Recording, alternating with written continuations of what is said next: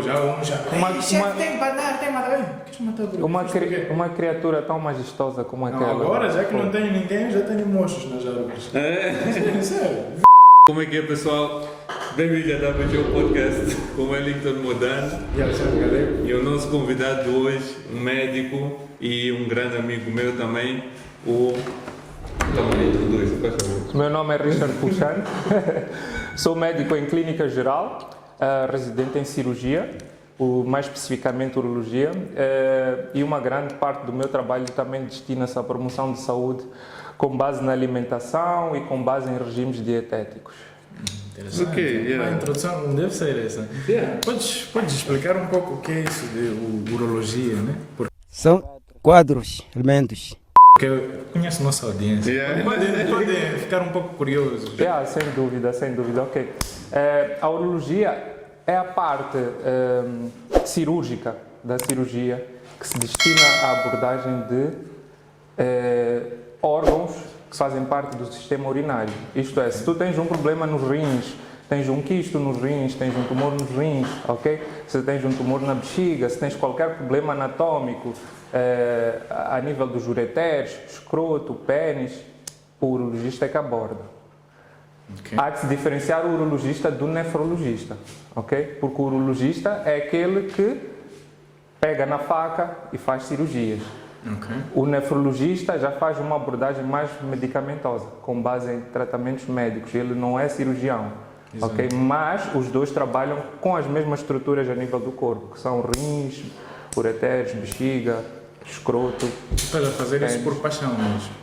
E a medicina sempre foi, principalmente a cirurgia, sempre foi uma paixão. Desde criança sempre soube que queria fazer cirurgia. É tão complexo assim que é preciso de ter duas profissões a atender os mesmos órgãos. Só que um é parte medicinal, deve ser por causa da química, não é? Essa é uma boa pergunta. Essa é uma boa pergunta que muita gente faz. Pode parecer que não faz sentido, mas sim, é sim bastante complexo. O nefrologista, não é? Aborda a parte da fisiologia. O que é a fisiologia? A fisiologia é o conjunto de todos os processos químicos, ok? Que ocorrem a nível microscópio, a nível dos órgãos. Então, os rins, ok, tem a função de filtração, mas esse processo de filtração é bastante complexo, envolvendo várias etapas, ok? E o nefrologista tem o dever de conhecer taxativamente e minuciosamente esses processos de filtração que ocorrem a nível do rim.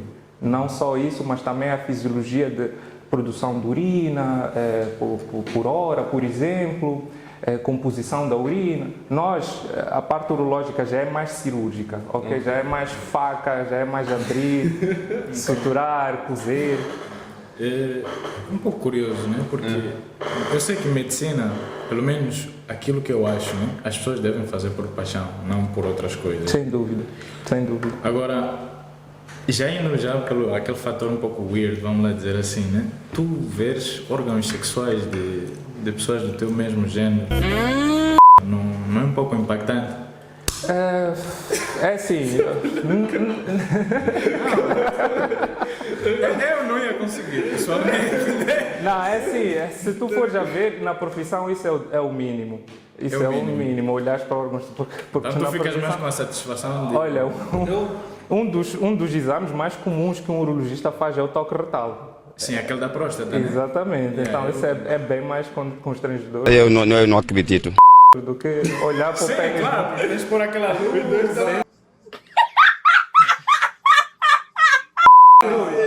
Mas desde que tu tenhas uma abordagem completamente profissional, é muito difícil teres algum tipo de preconceito, porque tu vais mentalizado de que este é o meu trabalho, esta é a minha profissão, ok? E esta pessoa que está à frente de mim é o meu instrumento de trabalho, ok?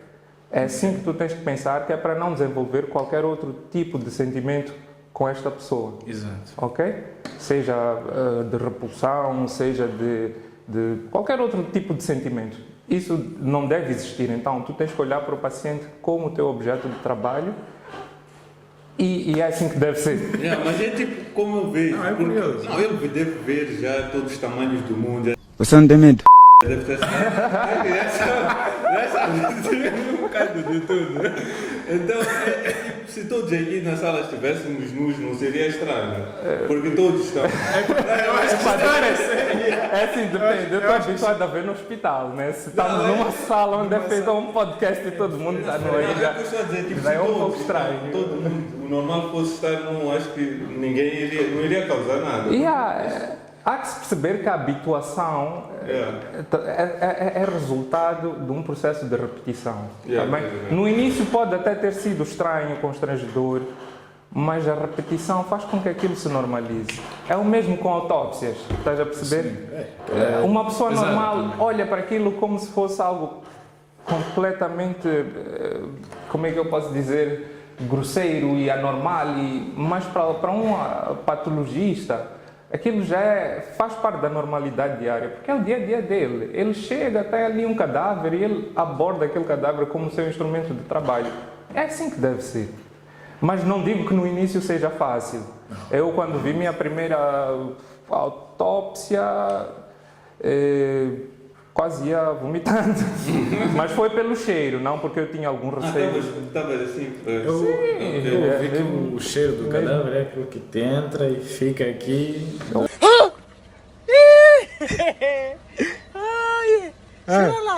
Durante um bom tempo. A pior parte é quando abrem o estômago. Claro, porque a autópsia consiste na abertura do abdômen e depois explora-se cada órgão individualmente, que é para saber qual foi a origem da morte desse paciente. Mas quando abrem o estômago, aquilo é um cheiro... Não, eu não consigo me ver, sabes? Eu já tentei, já imaginei fazer medicina em algum momento, porque em outros países, né, uma das carreiras que pagam bem. É melhor paga, pelo menos na Europa eu sei que o tipo que anda vamos falar de Mercedes, onde estamos, né? Não, vamos tocar depois, eu estou curioso nesse ponto. Mas é tipo... Porque às tantas pode ser preconceito que nós achamos. Não, a cena é, eu não consigo ver... tipo abrir um humano e toda a cena, depois estás ali, porque se tu falhas um bocadinho, eu imagino que já te lixaste. É muita responsabilidade, sem dúvida, tens um peso muito grande nas costas quando estás a fazer isso. Graças a Deus existe, né? Porque são especiais mesmo. Agora, qual foi o teu transcurso na medicina? Onde é que tu estudaste? Não, eu formei-me cá. Fiz a faculdade cá, na faculdade de Eduardo Mondlane. Ok. Depois trabalhei algum tempo em Shockwave.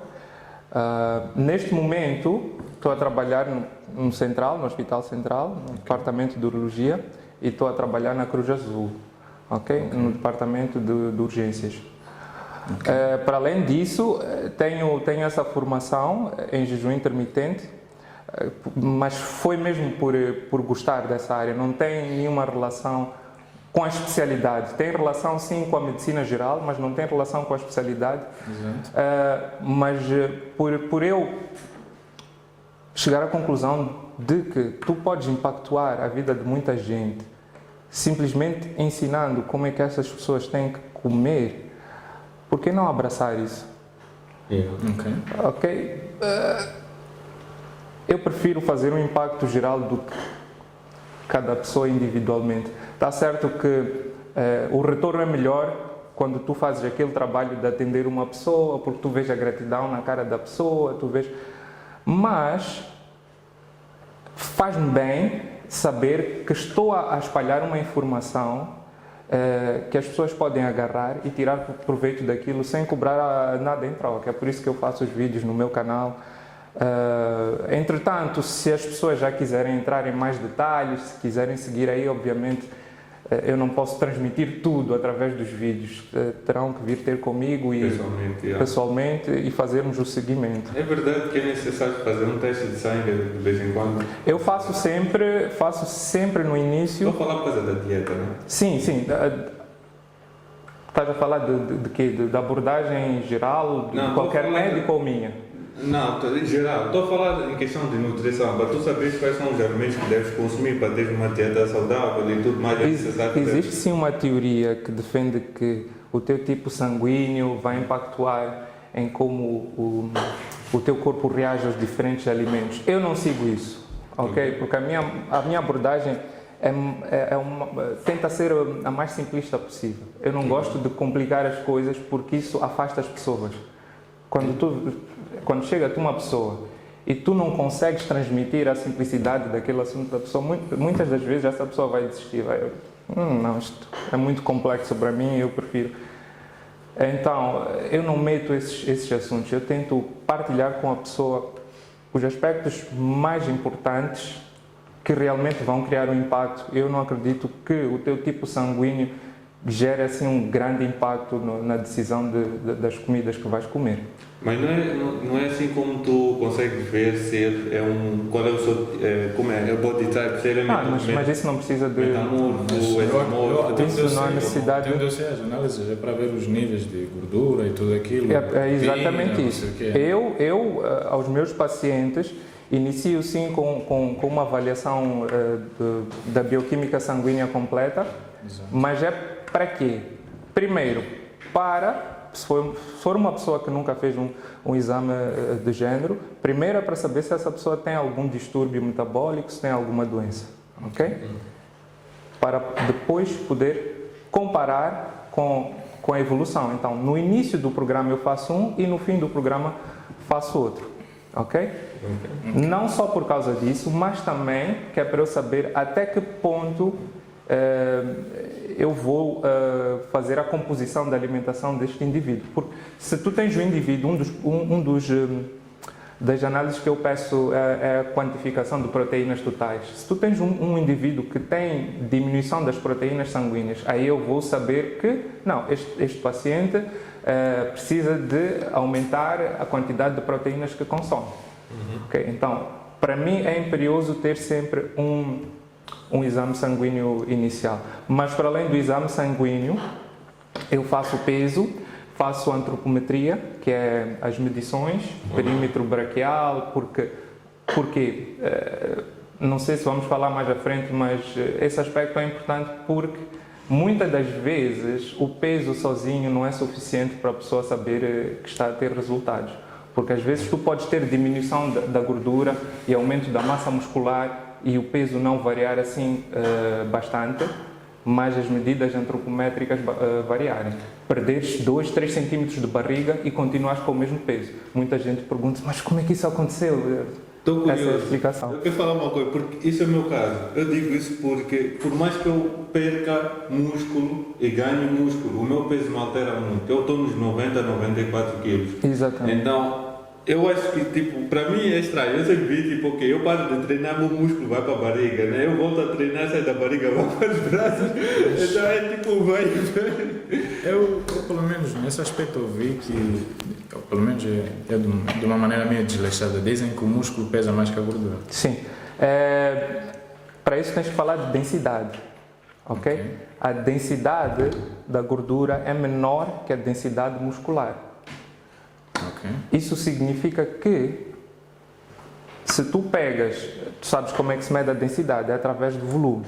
Se tu pegas um volume de gordura, vamos falar de 10 cm cúbicos de gordura, e 10 cm cúbicos de músculo, os 10 cm cúbicos de músculo vão pesar mais por causa da densidade muscular. O músculo pesa mais. Aliás, o mesmo volume. O músculo vai pesar mais. Exatamente. Okay. Pesa mais o músculo. Então estás a dizer que eu sou mais gordo do que sou mais musculoso. Não é assim, pai. Sim. Não sabemos. Não precisa de uma avaliação médica para isso. Estou com ele. Quanto a junta intermediário, questão de saúde, né? Saúde e dieta saudável. O que eu falei agora? Dieta saudável. É normal, dá para o teu podcast. Não, então, é assim.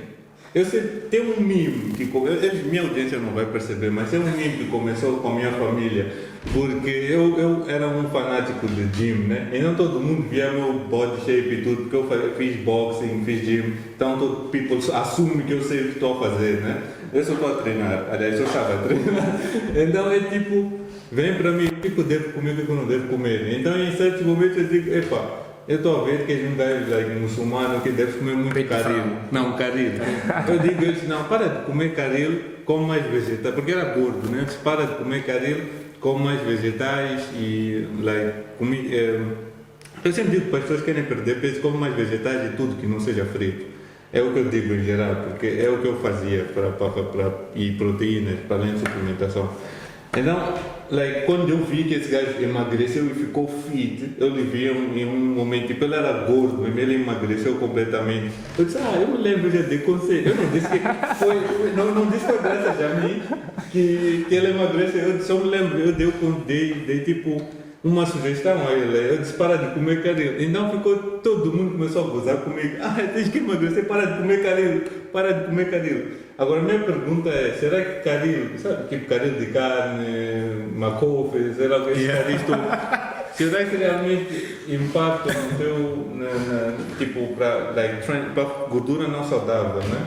É assim, Porque dá-se de óleo aquilo ali. temos muitos pontos que precisamos de ver antes de eu responder. A primeira questão é, toda a gente sabe o que é preciso fazer para ter uma dieta saudável. Tu chegas para a pessoa mais leiga e dizes o que é comer bem, essa pessoa vai te saber dizer que bastantes vegetais, bastante fruta. Yeah. Toda a gente sabe isso, ok?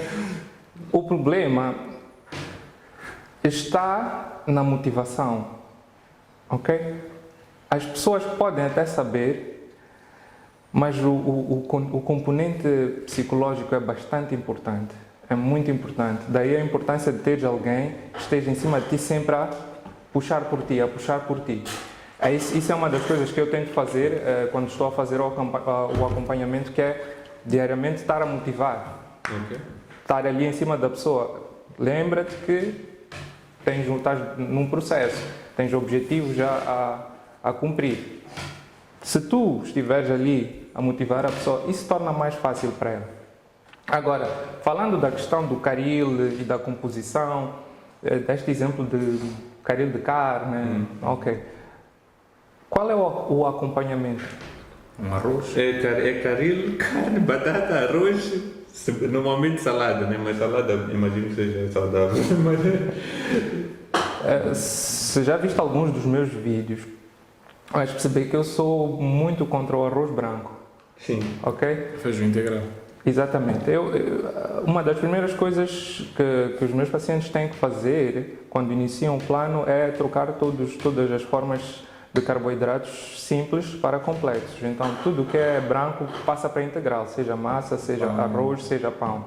Okay? Sem contar que ainda vão ter que diminuir, porque para além de ser integral ainda é carboidrato. Tá bem? Então, a mensagem que eu tento transmitir é exatamente do efeito nocivo dos carboidratos. O caril, sim, tem gorduras saturadas, provenientes do óleo, tem bastante óleo, ok? Tem muitos temperos que para pessoas que têm problemas de estômago podem fazer mal, ok? Mas o principal problema desse tipo de alimentos é o arroz, é a shima, é o pão. Ok. Tá bem? É o acompanhamento. Shima? Sim. Shima é farinha pura. Há quem coma shima com caril. Caril? Tem aquele que come com Não, feijão. eu só como shima com caril, é por isso que eu... Sério? Eu gosto de shima. Não, shima é como uma carne assada, irmão. Você tá doido?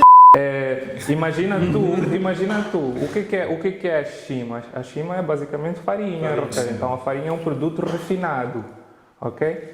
Sendo um produto refinado, a indústria pega o alimento completo, ok? E tritura e transforma aquilo em algo refinado. Basicamente está a fazer o papel que os teus dentes estariam a fazer, que é de processar, de triturar os alimentos, ok? O que é que isso cria? Isso faz com que aquele alimento que seja industrialmente processado, para além de ser um carboidrato, é muito mais rapidamente absorvido pelo estômago, porque é refinado, ok? Então farinhas, esquece, eu também corto farinhas. Depois o gajo vem uma desgraça para ele. Não, eu não estou a gozar. Eu comia muito em exagero mesmo porque eu queria ganhar peso. Eu comecei a treinar, eu tinha 50 e poucos quilos. Eu era magrinho com cabeça grande. Minha cabeça era a maior coisa que eu tinha no corpo, né? Então, era de eu tinha que treinar, não era uma opção. Ou eu seria feio para o resto da minha vida. Então eu fui para o ginásio, eu comecei com o gym, carregar tão pouco. Depois fui para boxing, acabei chegando nos 70 quilos, comendo lixo mesmo. Lixo entre parentes, eu comia aquilo que eu bem entendia. Saí de lá, fui continuar a treinar, consumi muita proteína e o que eu acho que me ajudou mesmo a ganhar o meu peso foi Shima. Shima, produtos muito carboidráticos, é assim que se diz. Vamos assumir que sim. Percebeu-se. Cheio de carboidrato. Sim, Isso aí. Editor, põe lá aí um subtitle que eu disse. Carboidratos. Comia bastantes carboidratos. Sim, não, eu usava isso que era para sempre aumentar o peso. Agora, a tua especialidade é o contrário. Tu nem queres saber de aumentar o peso, tu queres dieta para diminuir e manter-te num estado saudável. É assim, sim, a minha abordagem preferencial é para pacientes que tenham algum distúrbio, seja metabólico ou então obesidade. Tá bem? Não faço seguimento para pessoas que querem fazer ginásio e ganhar peso. Eu posso dar umas dicas, não é? Mas não é a minha preferência. Eu prefiro trabalhar mesmo com pessoas que, por exemplo, diabéticos que estejam acima do peso, ok? Pessoas que têm muita dificuldade para perder peso, certo? Como eu disse anteriormente, já temos muita gente que está na indústria fitness, tens bons personals que podem te dar. O que tens que perceber é que nem sempre isso é saudável, ok? Como tu falaste, estavas a consumir uma grande quantidade de carboidratos, provavelmente tinhas refeições frequentes, mas tinhas um objetivo, que era ganhar peso, ok? Mas isso que tu estavas a fazer não significa que vai ter um impacto benéfico na tua saúde mais à frente. Se tu continuasses a fazer isso durante muito tempo, havias de ter todo aquele quadro que está associado ao excesso de carboidratos, resistência periférica à insulina, que é um estado inicial da diabetes, ok? Excesso de carboidratos também induz estados pró-inflamatórios no corpo, então pessoas que têm artrite, artrose, doenças autoimunes, tudo isso piora com o consumo de açúcar, ok? Hipertensão, ok? Durante muito tempo acreditava-se que a hipertensão e o colesterol eram doenças que estavam intimamente ligadas só com o consumo de sal. Okay? Sal, mas a cafeína e tudo isso não é a cafeína não tem um impacto, porque a cafeína faz um aumento transitório da tua atenção. Ela só aumenta a tua atenção enquanto estiver no teu sistema, logo que ela é excretada abaixo. Isso é o mesmo papel que o exercício faz. Okay. Se tu queres pôr a cafeína num lugar mau, também tens que meter o exercício lá, porque ambos têm o mesmo efeito sobre a atenção, que é uma elevação transitória da atenção. Mas já tem a cafeína pode chegar a ser viciante. Sem dúvidas, porque é uma substância psicoativa, ok? É viciante, mas eu vejo mais benefícios nela do que malefícios. Exatamente. Primeiro, é uma substância que aumenta o teu metabolismo. Então, como eu aplico muito jejum, a única coisa intermediária. Sim. Intermitente. Intermitente, ok. Exato. Eu não sei português. Intermediário és tu nas boladas. É verdade. Intermediário és tu. Intermitente. Para as pessoas que gostam de café, eu aplico sim como a primeira coisa a fazer, só que tem que ser sem açúcar, ok? Tem que substituir o açúcar por um adoçante não calórico. Tá bem? Muita gente pensa que todos os adoçantes são não calóricos, mas não é verdade. Alguns adoçantes têm calorias, sim, apesar de ser muito menos do que o açúcar, alguns adoçantes têm. Eu prefiro o steviol, que é um adoçante de origem natural. Steviol. Por favor, põe ou então stevia. É conhecido pelos dois nomes. Que é de origem natural, vem de uma planta e tem 0 calorias. 000. Okay. Então não vai influenciar no teu jejum. Por isso, a primeira coisa que a pessoa faz no meu programa é, ao iniciar o dia, ou chá verde, para quem não gosta de café, ou então café. A sério? Oh, olha, porque assim, eu era um grande consumidor de bebidas energéticas, porque like, eu trabalho muitas horas, imagino que tu também, mesma coisa. Eu sou fã, por isso que não gostei quando ele falou mal do café. Não, eu consumo café também. Não, ele consome mesmo, ele vem aqui, ele toma café, eu conheço tipo, já sou amigo dele há muito tempo, ele toma café, vem aqui sem comer, só com um café. Ele acha que era Então já faz jejum. Sem saber, já estás a fazer. Não, a minha dúvida era para bebidas energéticas. Eu li num artigo em que realmente bebidas energéticas ou não há nada que tu possas consumir que realmente dá-te energia. O que acontece é que eles bloqueiam canais qual é o nome? Cansaço, sei lá, que transmite cansaço para o cérebro e aí dá-te uma ideia de que tu estás mais energético. Exatamente. É por isso que quando o efeito da cafeína passa, tu tens aquilo que, eu não sei como é que se diz em português, mas em inglês é caffeine crash, ok? Queda. Exatamente, que muitas vezes pessoas que consomem bastante cafeína durante o dia, quando chega um período da noite em que a cafeína já está a sair do sistema, eles completamente ficam apagados, exatamente por causa desse efeito. Mas eu acho que para mim... Isso a mim por acaso já aconteceu bastante. Sim, não, acontece.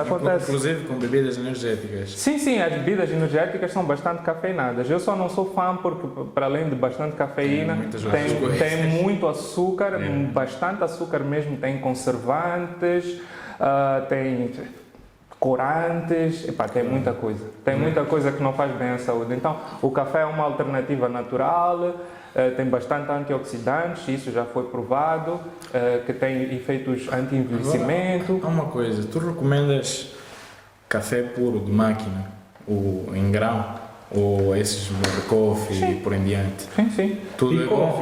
Tudo é não, bom? Ricoffee não é café, Ricoffee é chicória. Sim. Existe uma grande diferença. A chicória tem como é que eu posso explicar? Tem cereais, é mistura de café com cereais. Ok. Por isso que é horrível. Se for a ver atrás da lata de Ricoffee vem ali. Se eles dizem chicória, não sei o que. Exatamente. Eu não cheguei a investigar, nunca cheguei a me preocupar. Isso é interessante. Eu nem sabia que íamos chegar no ponto de falar o que é café. Não, porque... Estamos com um profissional. Eu sou um consumidor de café, eu amo café mesmo, mas eu acho que me dá um efeito, tipo, eu tomo café, posso apanhar 2 horas depois do efeito, tipo, ficar awake, não sei, depende do dia. Tem vezes que eu tomo, fico todo dia com sono, chego em casa, estou mais acordado que qualquer outra pessoa no mundo. Eu fico lá, para que funcionou isto? Está a fazer efeito na hora errada.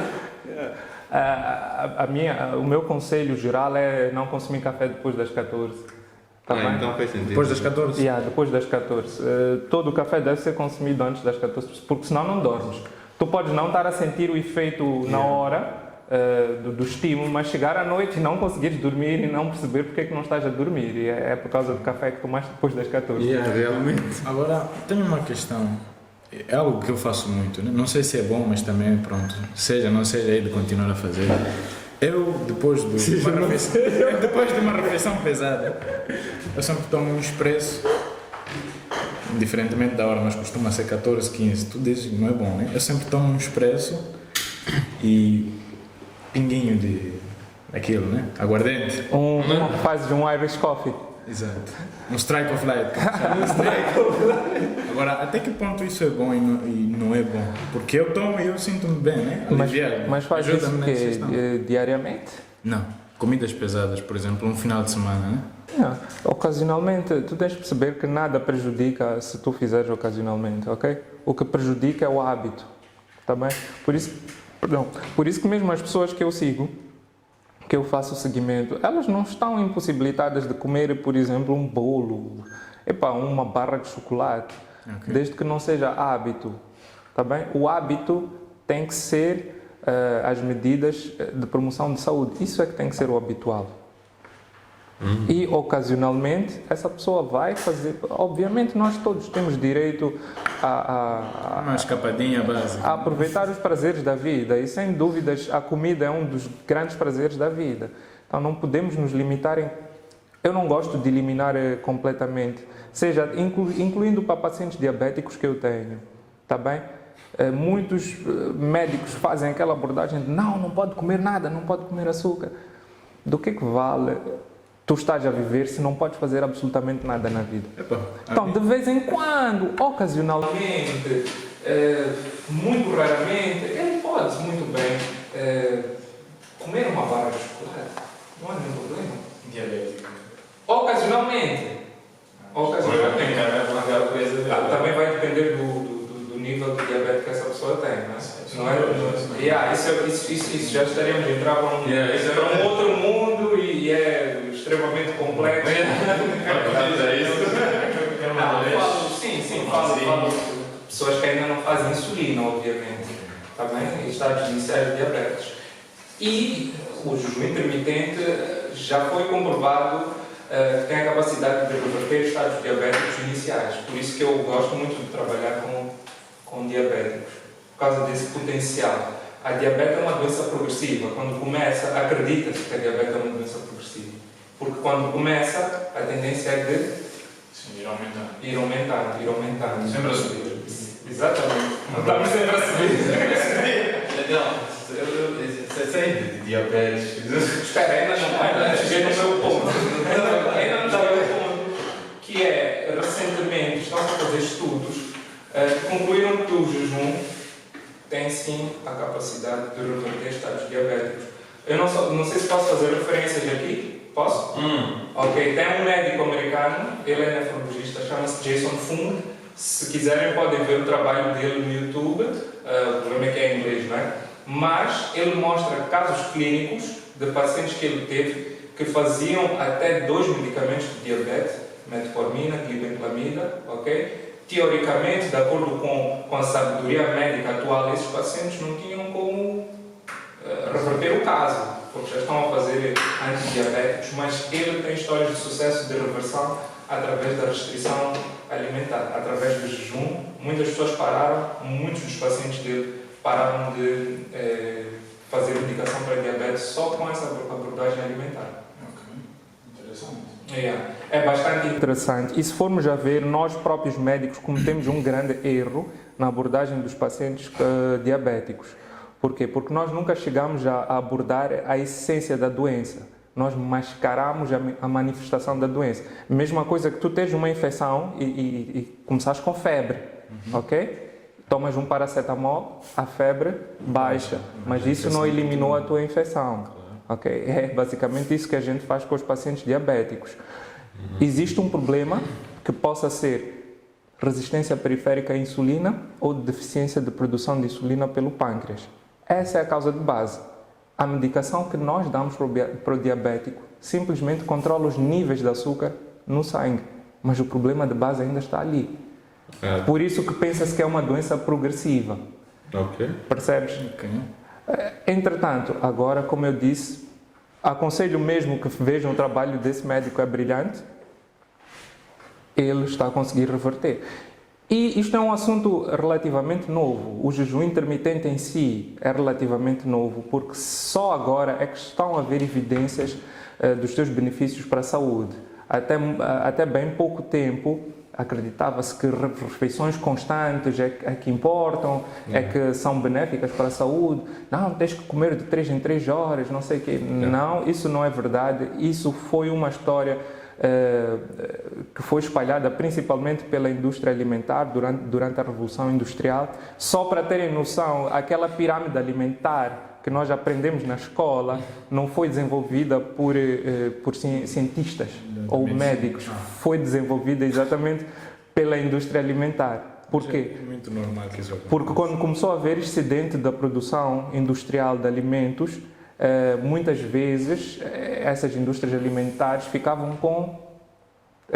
tinham prejuízos porque não se comprava. Então eles começaram a promover o consumo constante de alimentos, que é para poderem vender mais, Não, comprem cereais, porque o pequeno almoço é a refeição mais importante. E se for feita com cereais, ainda melhor. Então estás a dizer que é mentira isso? É mentira, é mentira. O pequeno almoço não é a refeição mais importante? Não é a refeição mais importante. É? Ok. Yeah. E Então, quem quiser perceber mais disso, há de ver os meus vídeos, porque eu tento explicar ali de uma forma a importância. Posso fazer a referência? Sim, sim, à vontade, é isso que eu ia dizer. Podem me seguir no YouTube. Isso é no fim. Ok. Estou com ganas já estou com ganas. É porque depois do fim, mas ok, não faz mal nenhum. Fugiu-me. Porque ele estava a falar de jejum intermitente e o quanto isso é saudável para si. Depois dizes que não podes, tipo, o mata-bicho não é mata-bicho como nós chamamos, né? O pequeno almoço não é a refeição mais importante do dia. Sem dúvida. No entanto, era o que eu considerava. É o que eu considero até agora. Porque eu posso não almoçar, mas eu tenho que matar bichar e tenho que jantar. Tipo, ou tenho que matar bichar, tenho que almoçar, posso não jantar. Tipo, é a minha intermediação. Normalmente é matar bicho, almoço, não janto, né? Porque consigo ficar o resto do dia. Eu, se não matar bicho, fico totalmente mal-humorado. Isso deve ser mais por causa de questões de hábito, né? Exatamente, era esse aspecto que eu queria entrar. As pessoas hoje em dia têm uma dieta, aquilo que nós chamamos de carbo-adaptada, ok? Nós estamos habituados a ir buscar a nossa energia aos carboidratos.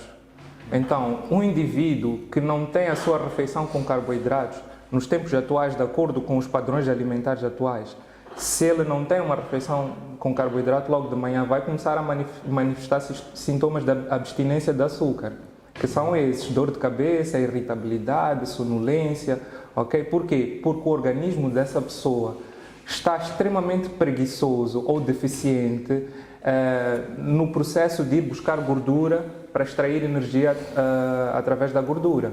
Então isso leva tempo. Enquanto isso, essa pessoa entra num estado de hipoglicemia transitória. Os níveis de açúcar baixam até o corpo conseguir queimar alguma quantidade de gordura para transformar em açúcar. O jejum reverte isso. É por isso que eu estou sempre... É assim, eu podia ter qualquer outra metodologia de perda de peso, podia adotar qualquer outra metodologia. Existem tantas. Restrição de carboidratos, ele falou da dieta mediterrânea, que também é muito boa, tem a dieta ketogênica, ok? Todas estas modalidades têm resultado, sim. Mas eu sou apologista do jejum intermitente porque as evidências científicas que suportam os benefícios que ele traz para a saúde são bastantes comparando com os outros tipos de dieta. Não digo que não funcione. A dieta ketogênica é muito boa também para mudar esse hábito do que o nosso corpo tem de ir buscar logo o açúcar como fonte de energia. A dieta ketogênica obriga o corpo a começar a processar a gordura de forma mais eficiente, exatamente por não ter disponível carboidratos. Então, a dieta ketogênica é: tu cortas os carboidratos e entulhas o teu corpo de gordura. Okay. Então, como resultado, ele vai dizer: epá, o nosso corpo é muito inteligente. Ele vai dizer: epá, aqui já não tem carboidrato, mas estou a receber muita gordura. Quer dizer, gordura, epá, tenho que começar a processar essa gordura. Tenho que me tornar flexível em utilizar essa gordura para a produção de energia. E essa é a base do fundamento da dieta ketogênica. E quando o teu corpo torna-se flexível em queimar gordura, é muito mais fácil para ti perder peso. E também existem como eu disse no início, se eu tivesse que ficar aqui a falar ainda teríamos que falar do equilíbrio hormonal, é muita coisa. Por isso eu recomendo que me sigam, se quiserem aprender, se tiverem mais interesse nessa área, é bastante interessante.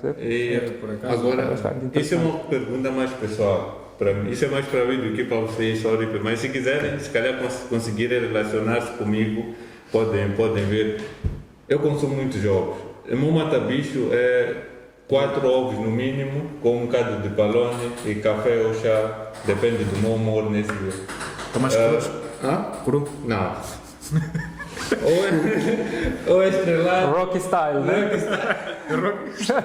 Eu quando treinava batia com leite. Mas enfim, era tipo, são 4 ovos e tipo palone e eu como isso todos os dias. Isso é saudável, porque dizem que o ovo traz colesterol, não? A gema. Mas o colesterol do ovo é bom. ok? Por exemplo, não é o tipo de colesterol que vai te gerar problemas de arteriosclerose, ok?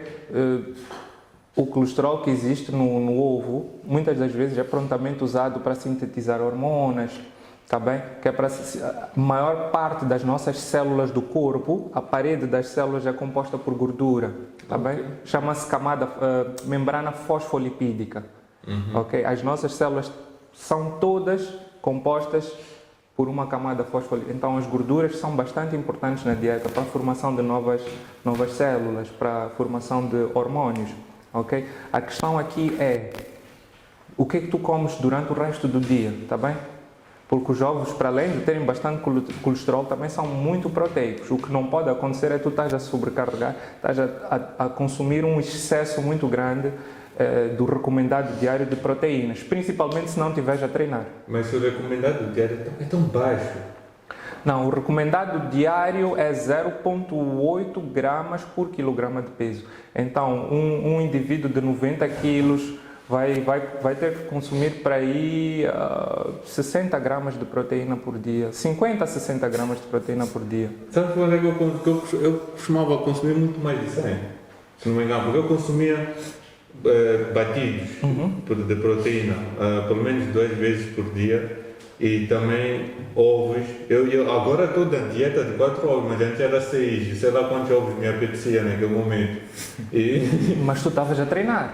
Sim. É isso que eu estou a dizer. Tu, quando estás a treinar, as tuas necessidades diárias já aumentam, ok? Porque tu precisas de bastante proteína, que é para repor a proteína que está a ser danificada a nível dos músculos. Estavas a treinar, estavas a puxar, ok? Aí o recomendado diário já aumenta, pode aumentar para até 1,5 gramas de proteína por quilograma de peso, tá bem? O recomendado para pessoas que não fazem desporto normal, ok? HIIT, cardio, esse tipo de exercícios.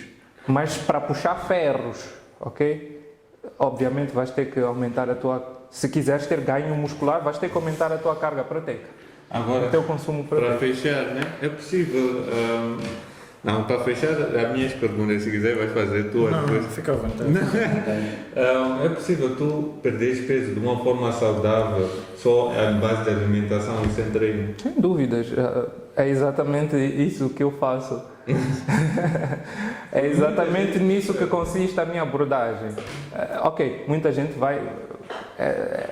como eu disse, essa questão do jejum intermitente é um pouco controverso porque é recente. Okay? Existem médicos até que podem ir contra esse conceito, tá bem?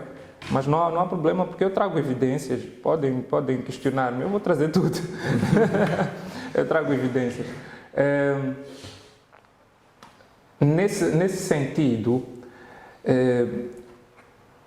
muita gente pode duvidar, ok? Mas eu passei por uma experiência pessoal, eu não adotei isso da minha cabeça. Eu fiz jejum intermitente, agora não estou a fazer neste momento, mas vou voltar a fazer, ok? Por vários motivos. Gostei bastante da experiência, fiquei um bom tempo a fazer. Olha, foram dos meses que me senti no meu topo, fisicamente e mentalmente. Sem treinar? Não, estava a treinar, mas eu já treinava muito mais tempo antes de iniciar o jejum intermitente. Ok? Iniciei enquanto estava a treinar e olha que realmente traz benefícios.